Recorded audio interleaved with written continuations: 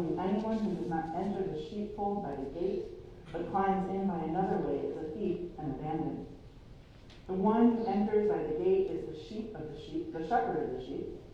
The gatekeeper opens the gate for him, and the sheep hear his voice. He calls his own sheep by name and leads them out.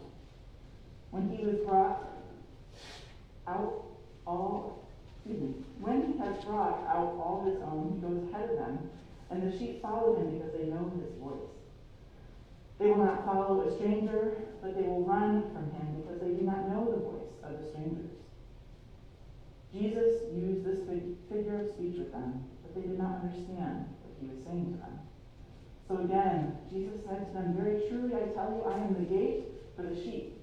All who come before me are thieves and bandits, but the sheep did not listen to them. I am the gate. Whoever enters by me will be saved, and will come in and go out and find pasture. The thief comes only to steal and kill and destroy. I came that they may have life and have it abundantly." The gospel of the Lord. Praise you, O Christ.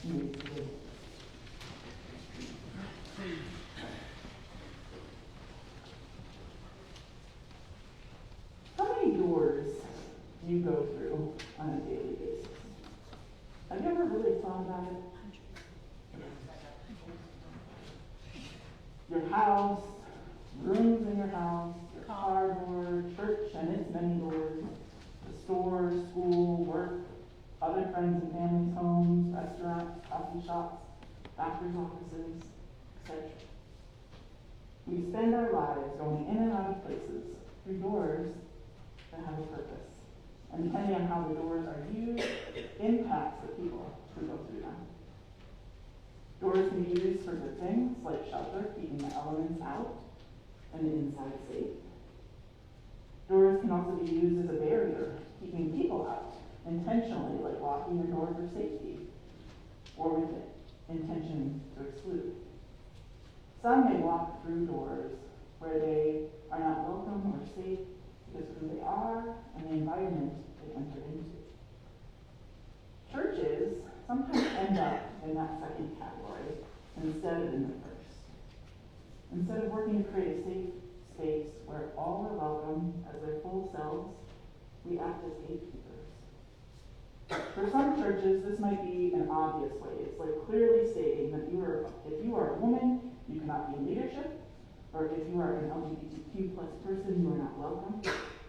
Other churches might desire to be welcoming and a safe community for all, but cause harm after the folks enter the building and have gotten comfortable and involved by telling them things like, "We really like having you here, but we don't feel safe with you working with the kids." Or, "We're a really inclusive church, but could you just not wear ripped jeans to worship?" And then there are other churches that have done the work to truly be welcoming and inclusive, creating safe sanctuary to all who participate.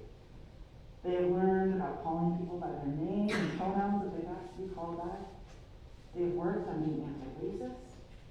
They don't make little jokes about gay men having high-pitched voices or avoid talking to someone during coffee hour because they have too many piercings or dyed hair.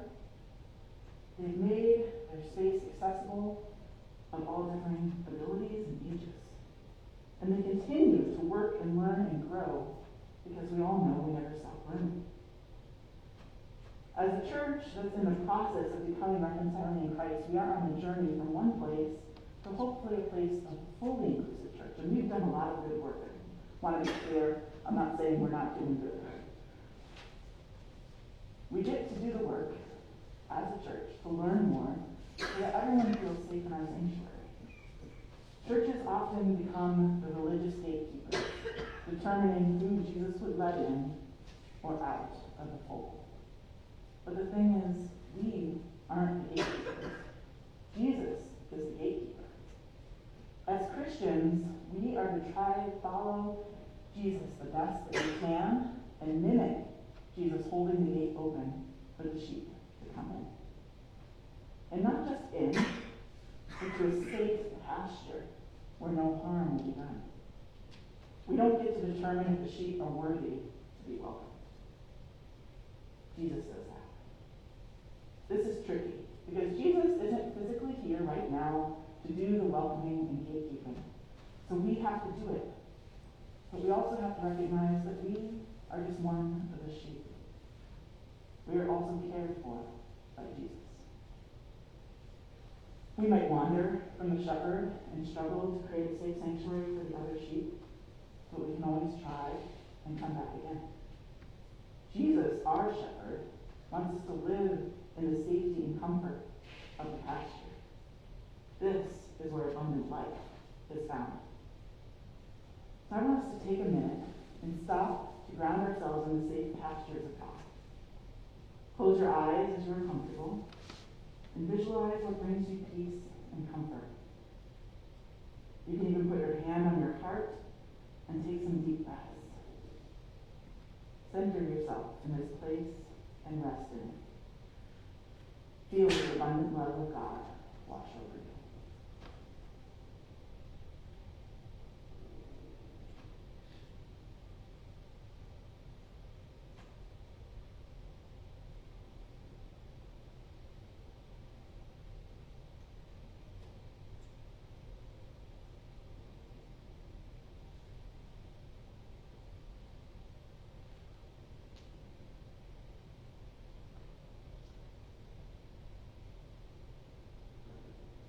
When life becomes too much, you can return to a safe place and rest in the lush pastures of God. Jesus came so that we might live life abundant. This isn't reserved just for us, though, it's for everyone. And Jesus is the gate, acting as the door of protection to keep us safe. May our doors reflect the safe sanctuary that our shepherd Jesus created.